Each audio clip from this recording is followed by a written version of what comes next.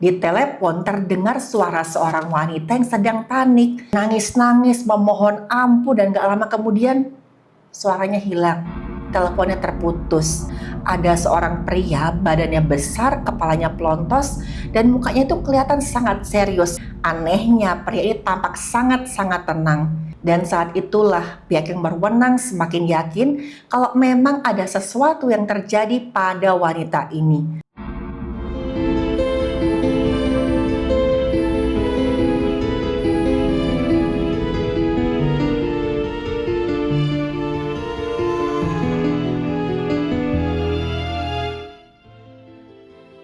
Halo, saya Dr. Stefani. Saya seorang dokter spesialis forensik dan mediko-legal, dan saya belajar dari yang mati. Pihak berwenang menerima panggilan telepon yang sangat mengejutkan di tengah malam. Teman-teman, kalau ada telepon yang masuk ke pihak berwenang, apalagi di tengah malam, udah pasti telah terjadi sesuatu yang sangat gawat. Dan jujur, kasus ini memang kasus yang gak cuman gawat, tapi juga mengerikan. Di telepon terdengar suara seorang wanita yang sedang panik. Suaranya tuh gemeteran tapi juga kedengaran kecil, seakan-akan si wanita ini takut kedengaran sedang menelpon. Dan wanita itu bilang ada yang mau menghilangkan nyawanya. Pihak berwenang tentu aja kaget. Kira-kira apa yang terjadi sama si wanita ini? Apa benar ada yang mau menghilangkan nyawanya? Di tengah-tengah mereka mencoba membujuk si perempuan ini untuk bicara. Tiba-tiba aja kedengaran suara dobrakan pintu yang kencang dari telepon si wanita ini. Dan si wanita ini tadinya dia minta tolong, suaranya berubah. Dia nangis-nangis, memohon ampun, dan gak lama kemudian suaranya hilang. Teleponnya terputus. Dan saat itulah pihak yang berwenang semakin yakin kalau memang ada sesuatu yang terjadi pada wanita ini. Dengan tekun mereka terus mencari di mana keberadaan wanita tersebut. Karena mereka takut nih akan terjadi sesuatu yang buruk. Dan mendengar telepon tadi mereka tahu ini berpacu dengan waktu. Setelah beberapa jam melakukan pencarian, pihak yang berwenang pun berhasil menemukan posisi wanita tersebut. Diketahui wanita ini berada di sebuah rumah yang tampak sepi karena di luar itu seluruh lampunya nggak ada yang menyala. Tapi mereka sangat kaget ketika memasuki tempat itu. Karena ketika mereka membuka pintu, mereka melihat ada seorang pria, badannya besar, kepalanya pelontos, dan mukanya itu kelihatan sangat serius, sangat tekun, sampai kayak awalnya nggak nyadar kalau pihak yang berwenang itu masuk ke rumahnya. Dan saat itu sang pria sedang memegang sebuah pisau besar dengan banyak cairan warna merah bercucuran dari pisau tersebut. Dan lebih parahnya, pria tersebut ternyata sedang memisah-misahkan bagian tubuh si wanita itu. Dan sebagian besar tubuh si wanita sudah dipisahkan dan dimasukkan ke dalam kantong plastik. Pria itu kemudian diamankan oleh pihak yang berwenang. Sang pria sama sekali nggak melakukan perlawanan. Tapi saat diperiksa, tubuh si wanita ini sudah nggak lagi bisa dikenali. Tubuhnya sudah terpisah-pisah dan saking parahnya beberapa pihak yang berwenang sampai mengalami trauma setelah melihat hal tersebut. Mereka berkata saat itu apa yang mereka lihat benar-benar di luar nalar. Apa yang dilakukan oleh sang pria ini gak pantas disebut perlakuan seorang manusia. Jasad tersebut kemudian dibawa ke rumah sakit untuk diperiksa oleh dokter forensik. Dan saat itu dokter forensik sempat mengalami kesulitan saat mau mengidentifikasi jasad tersebut. Saking sulitnya karena tubuhnya sudah terpisah-pisah, diperlukan sampai 14 orang untuk melakukan otopsi. Dan waktu diperiksa, lambungnya itu berisi makanan separuh tercerna. Kok dilihat-lihat itu bentuknya mirip kayak nasi sama telur goreng. Jadi diperkirakan korban ini makan sekitar 9 jam sebelum dihilangkan nyawanya. Dan 2 jam kemudian korban pun diculik oleh si pelaku. Kenapa ya? Kok bisa lambung korban ini masih berisi makanan? Jadi yang namanya stres itu bisa menyebabkan aktivasi saraf simpatik yang menghambat fungsi pencernaan. Tubuh akan mengutamakan energi untuk merespon stres. Otot lambung akan bergerak lebih lambat dan katup antara lambung sama usus kecil itu menutupnya akan lebih erat. Gerakan lambung otomatis jadi nggak teratur. Akibatnya pengosongan lambung akan lebih lambat. Selain itu juga terjadi penurunan produksi enzim pencernaan. Nah teman-teman, kadang-kadang misalkan kita lagi stres, kita kan ngerasa mual, bahkan sampai muntah, dan kadang-kadang nyeri ulu hati. Nah ini disebabkan adanya makanan yang menumpuk pada lambung. Adanya makanan dalam lambung menunjukkan korban dalam keadaan stres luar biasa dan ketakutan. Saat itu dokter forensik sempat kesulitan untuk menentukan sebab kematiannya. Tapi mereka menemukan juga bagian kepala itu ada sebagian tulangnya yang hancur. Dan potongan-potongan tubuh itu menunjukkan kalau korban dipisahkan dalam keadaan masih hidup. Sementara itu di kantor pihak yang berwenang, sang pria ini dimintai keterangan. Anehnya pria ini tampak sangat-sangat tenang. Dia bahkan sempat bertanya, nanti ketika di kantor saya dikasih makan nggak? Nah aneh banget ya teman-teman ya. Pokoknya wajah si pria ini sama sekali nggak menunjukkan rasa takut apalagi bersalah. Seakan-akan dia merasa tenang-tenang aja atas tindakan yang sudah menghilangkan nyawa seseorang. Tanpa menunggu lebih lama lagi, pihak yang berwenang langsung bertanya kepada CEO tentang kekejaman yang sudah dia lakukan. Dan ini adalah pengakuan dari CEO. O bilang apa yang dilakukan itu terjadi di malam hari. O ini mengaku bahwa saat itu dia sedang mabuk karena memang habis minum-minum. Meskipun dalam keadaan mabuk, O memutuskan untuk pulang jalan kaki ke rumahnya. Ketika sebentar lagi sampai ke rumah, O ini tiba-tiba kaget karena dia ditabrak oleh seseorang. Ketika O ngeliat nih siapa yang nabrak dia, ternyata yang menabrak si O adalah seorang wanita. Dan sudah bisa ditebak teman-teman, wanita inilah yang menjadi korban dari perbuatan kejamnya si O. Kita sebut saja wanita ini dengan inisial K. Setelah menabrak bukannya minta maaf, K malah marah-marah dan mengejek si O. Kata-katanya sangat kasar dan membuat O ini tersinggung. Karena sangat marah, O langsung memegang tangannya si K dan bawanya pulang ke rumah. Posisinya si K ini diseret oleh si O. K sempat teriak-teriak ketakutan ketika ditarik-tarik sama si O. Nah, mungkin teman-teman ada yang penasaran ya, kenapa gak ada orang yang mendengar teriakannya si K? Menurut pengakuannya si O, kondisi jalanan di malam itu sangat sepi dan gak ada orang sama sekali di jalanan. Makanya si O bisa dengan leluasa membawa K sampai ke dalam rumahnya. Walaupun saat itu K sempat melawan, meronta-ronta, tapi tenaganya sebagai seorang wanita itu gak cukup kuat untuk mengalahkan si O. Dan sampai di rumah, O langsung menaruh K di sebuah ruangan kosong. Dan di ruangan kosong itulah tempat terjadinya kekejaman yang dilakukan oleh O. Awalnya O ini minta K untuk melakukan hubungan badan dengannya. Dan bahkan nih teman-teman, O juga menjanjikan sejumlah uang kepada K setelah nanti berhubungan badan dengan si O. Meski masih dalam keadaan ketakutan, K menolak mentah-mentah tawarannya si O. O ini semakin marah dengan penolakan si K. Dia langsung mengancam dia akan menghabisi nyawa K di situ juga. K ketakutan setengah mati, dia mohon-mohon sama si O supaya enggak melakukan hal tersebut. Tapi saat itu O enggak menjawab. Dia cuma pergi keluar dari ruangan kosong itu. Nah, saat O pergi sebentar inilah K bisa membuka handphonenya dan menelpon pihak yang berwenang. Dan seperti yang sudah kita ketahui teman-teman, pihak yang berwenang langsung merespon panggilan dari K.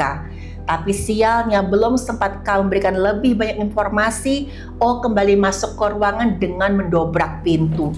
Dan kali ini O kembali membawa sebuah palu sambil berjalan mendekati K. K semakin ketakutan, handphonenya jatuh ke lantai, dan dengan sadisnya saat itu O langsung menghantamkan palunya ini ke kepalanya K sebanyak 2 kali. Teman-teman, efek kepala yang dihantam benda tumpul keras akan sangat-sangat fatal.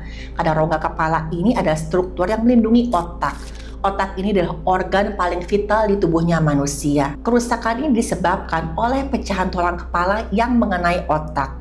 Selain itu, misalkan patahan terjadi di dasar rongga kepala, maka akan terjadi kerusakan pembuluh dan juga saraf. Akibatnya, kalau ada pembuluh yang rusak, maka cairan tubuh akan berkumpul di dalam rongga kepala. Jaringan otak akan terdesak dan selain terjadi kerusakan, batang otak juga akan mengalami penekanan. Dan di batang otak ini ada struktur vital yang mengatur kerja napas dan juga kerja jantung.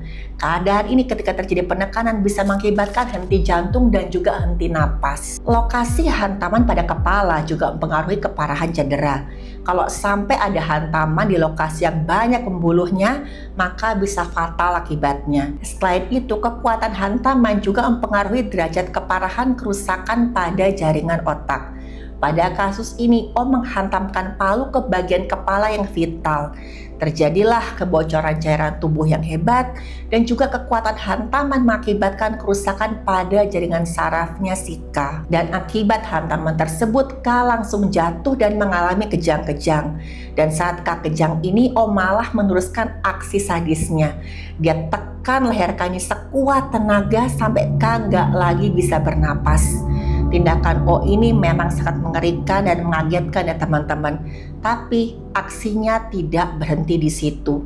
Menurut pengakuan O, setelah K ini meregang nyawa, O kebingungan nih bagaimana caranya dia akan membuang jasadnya si K. Akhirnya O pergi ke sebuah toko membeli beberapa kantong plastik besar.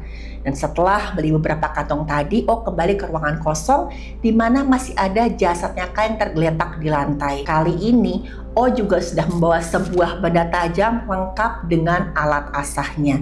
Dan seperti yang sudah kita ketahui teman-teman, dengan kejam O ini misahkan bagian tubuhnya K. Dan saat itu O seakan-akan keasyikan, begitu larut dengan aksinya, dia nggak menyadari sudah berapa bagian yang dia pisahkan. Benda tajam di tangannya O ini terus bergerak memisahkan jasadnya si K. Setiap kali itu mulai tumpul, O ngasahnya lagi nih, sampai tajam, kemudian dilanjutkan aksi yang misahkan tubuhnya tadi. Sampai akhirnya pihak yang berwenang datang dan langsung menangkap si O. Setelah mendengar pengakuan O, pihak yang berwenang mulai menyelidiki kasus ini lebih lanjut.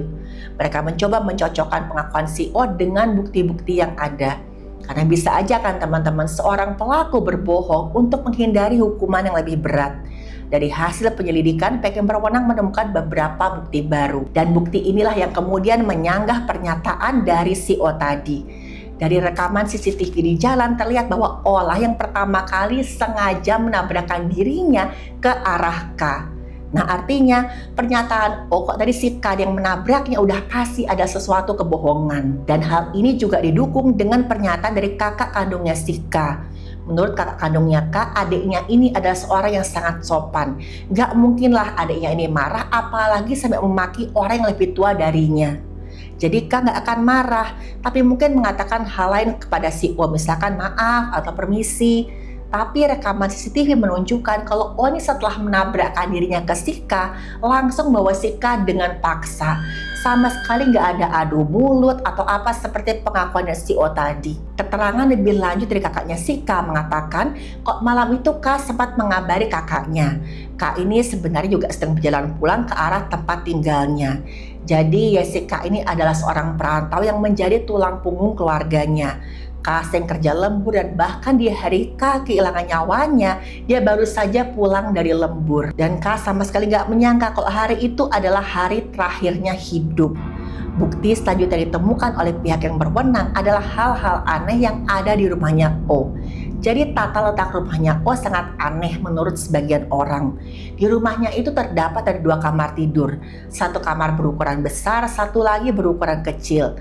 Nah anehnya, O ini memilih untuk tidur di kamar ukuran lebih kecil. Sementara kamar yang besar dibiarkan kosong begitu aja. Nah, pertanyaan nih teman-teman, untuk apa kamar besar itu dibiarkan kosong?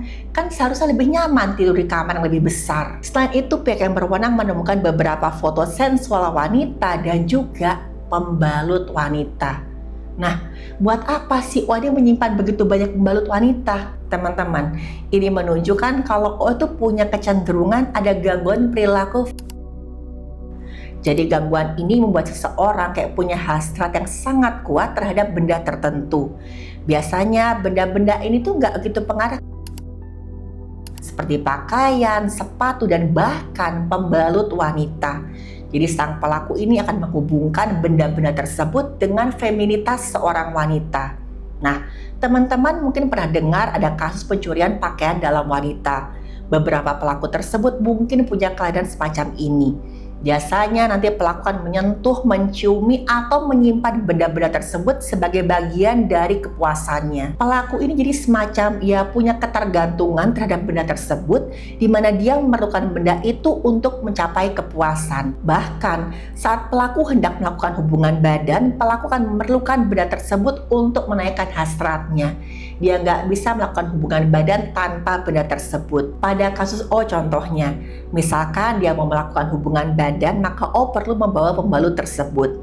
Karena si O ini sudah lama memiliki fantasi yang intens, si O ini akan membayangkan seorang wanita menggunakan pembalut tersebut. Penyebab kelainan ini tuh ada bermacam-macam. Misalkan ada pengalaman di masa lalu, di mana satu benda itu secara tidak sengaja dikaitkan dengan hal-hal yang berbau seksual.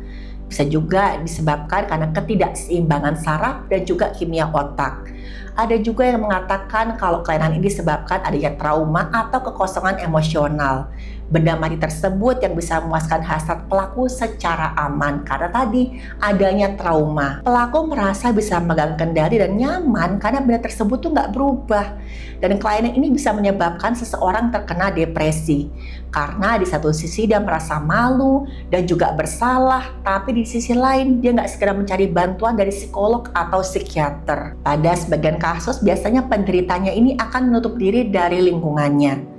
Berdasarkan hal ini, tampaknya O memang memiliki obsesi berlebihan terhadap wanita, terutama dalam hal-hal yang sensual. Pihak yang berwenang kemudian mencurigai kalau O sebenarnya sudah mengincar K dari lama. Melalui penyelidikan lebih lanjut, akhirnya diketahui kalau O ternyata sering mengikuti si K. Ini dibuktikan dari rekaman CCTV di tempat kerja dan juga tempat tinggalnya K. Di rekaman tersebut kelihatan nih, si O mengintai K dari luar tempat kerja atau tempat tinggalnya. Kemanapun si K pergi, O selalu mengikuti dari jarak yang aman. Dan bahkan di satu waktu, O ini berdiri di depan tempat tinggal K selama berjam-jam. Pihak yang berwenang jadi semakin yakin dengan teori mereka kalau tindak pidana penghilangan nyawa terhadap K sebenarnya sudah direncanakan sejak lama oleh O. Pihak yang berwenang sudah menyiapkan bukti-bukti ini untuk memastikan O mendapatkan hukuman yang setimpal dengan perbuatannya. Tapi tiba-tiba pihak yang berwenang menemukan fakta mengejutkan lainnya. Ketika mereka kembali menggeledah rumah O, pihak yang berwenang menemukan 2 buah potongan tulang. Potongan tulang itu tersembunyi di bawah sofa. Awalnya pihak yang berwenang mengira kok tulang-tulang itu hanyalah sisa makanan yang dimakan oleh si O. Dan setelah diteliti lebih lanjut, ternyata kedua potongan tulang itu berasal dari 2 jenis yang berbeda. Karena perbedaan ukuran pada kedua potongan tulang itu terlihat sangat jelas. Dan kemudian teridentifikasi bahwa salah satu dari potongan tulang tersebut adalah tulang manusia. Jadi cara mengidentifikasi tulang manusia di lapangan itu pertama-tama dilihat dari ukurannya. Apakah sesuai dengan tulang manusia entah itu dewasa ataupun anak. Tulang tersebut dibandingkan dengan tulang hewan. Pada hewan primata atau kera biasanya tulang ekornya akan lebih panjang. Dan tulang lengan pada primata akan lebih panjang juga. Selain itu, susunan gigi dan bentuk tulang kepalanya udah pasti berbeda. Tulang hewan akan lebih lebar, rahangnya besar, dan rongga matanya itu memanjang. Sedangkan rahang manusia itu lebih kecil dibandingkan dengan hewan. Tulang paha atau lengan atas manusia itu lurus, nggak memiliki lekukan seperti hewan berkaki 4. Tulang manusia cenderung memiliki permukaan yang halus karena sudah beradaptasi untuk berdiri tegak dan menggunakan peralatan. Tulang hewan, alur perlekatan ototnya akan lebih kasar karena beradaptasi untuk gerakan-gerakan dia berburu, mencari makanan, dan lain-lain. Setelah itu bisa dilakukan pemeriksaan di bawah mikroskop. Dilihatlah struktur secara mikroskopisnya. Struktur tulang manusia akan lebih konsisten dibandingkan tulang-tulang hewan. Komposisi tulang manusia punya ciri khas perbandingan mineral dan juga kolagen yang tertentu. Dari cedera yang ada di tulang dapat terlihat kalau tulang manusia akan menunjukkan pola cedera akibat kekerasan atau kecelakaan. Pada tulang hewan sering ada bekas gigi atau pemotongan akibat aktivitas manusia saat mengkonsumsi hewan tersebut. Dari hasil identifikasi ini timbullah pertanyaan, apa O ini sebelumnya sudah pernah melakukan tindak pidana penghilangan nyawa? Untuk menentukan hal ini tentu dibutuhkan penyelidikan lebih lanjut. Karena sebelum ada bukti kita nggak boleh membuat opini sembarangan. Dengan penemuan potongan tulang tersebut, pihak yang berwenang mulai menduga bahwa ini bukan pertama kalinya O menghilangkan nyawa seseorang. melainkan O sudah beberapa kali melakukan tindakan kejam seperti ini. Dengan cepat, pihak yang berwenang langsung menyelidiki latar belakangnya O. Dari hasil penyelidikan terungkap bahwa selama beberapa tahun terakhir ini O sering pindah-pindah tempat. Dan setiap kali O pindah tempat, selalu ada kasus penghilangan nyawa yang terjadi di sekitarnya. Dan yang paling mengejutkan, semua korban dari kasus-kasus ini adalah wanita. Dan ini sama halnya dengan K. Hidupnya berakhir dengan sangat-sangat tragis. Total ada puluhan wanita yang menjadi korban penghilangan nyawa secara kejam. Masalahnya teman-teman, gak ada bukti yang kuat kalau O adalah pelaku dari semua kasus keji tersebut. Persidangan O pun dimulai, tapi hanya atas dasar tuduhan penghilangan nyawa terhadap K. Saat itu beberapa ahli kesehatan mental sempat dihadirkan untuk memberikan tes kepada si O. Tujuannya untuk mengetahui apa jangan-jangan O ini punya kegangguan mental. Atau tindakannya ini murni karena kesadaran dirinya dia pengen melakukan hal keji tersebut. Dan dari pengamatan mereka teman-teman, O sama sekali tidak punya penyakit mental apapun. Dan bahkan O kelihatan tenang, dia bisa menjawab pertanyaan-pertanyaan mereka semua dengan sangat baik. Bukti-bukti ini pun kemudian diajukan ke pihak yang berwenang. Dan pada akhirnya O mendapatkan hukuman yang setimpal dengan perbuatannya. Kasus ini terjadi di Korea Selatan pada tahun 2012. Teman-teman, tanpa bukti yang kuat, kebenaran akan sulit terungkap. Kita harus selalu waspada di sekitar kita. Lingkungan bisa jadi berbahaya tanpa kita sadari. Lindungi diri dari situasi beresiko dan kita harus bisa mengenali bahaya di sekitar. Yang penting, hindari tempat-tempat sepi yang rawan. Meski takut, memang penting untuk mencari pertolongan. Kewaspadaan dan kesadaran bersama sangat penting dalam mencegah tindak kejahatan.